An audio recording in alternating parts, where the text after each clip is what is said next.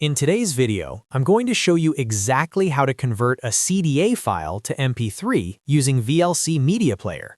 If you've ever inserted a music CD into a computer and noticed CDA files that won't play or copy properly, this video is for you. CDA files don't actually contain audio data, they just reference tracks on a physical CD, so you need to convert them correctly to get usable MP3 files.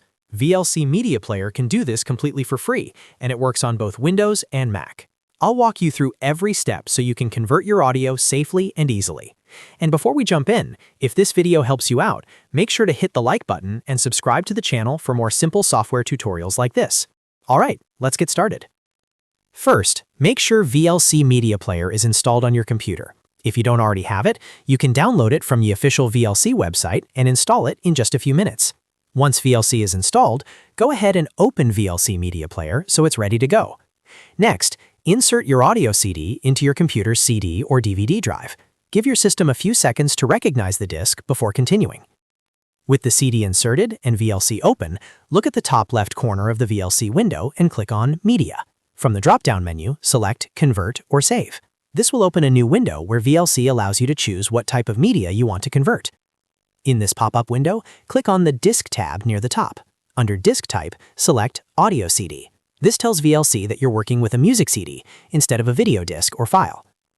Now, move to the Disk Selection section. Here, you can choose which tracks you want to convert. You can convert a single track or multiple tracks, depending on your needs. Make sure the correct track numbers are selected so you only convert the audio you want. Once you're happy with your selection, click the Convert or Save button at the bottom of the window.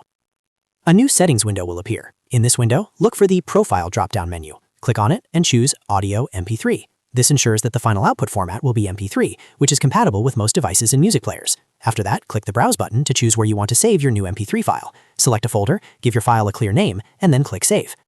Once everything is set, click the Start button. VLC will now begin converting the CDA track from the CD into an MP3 file. You'll see the progress bar move as the audio is converted in real time. When the process finishes, your MP3 file will be saved in the folder you selected and ready to play, transfer, or upload.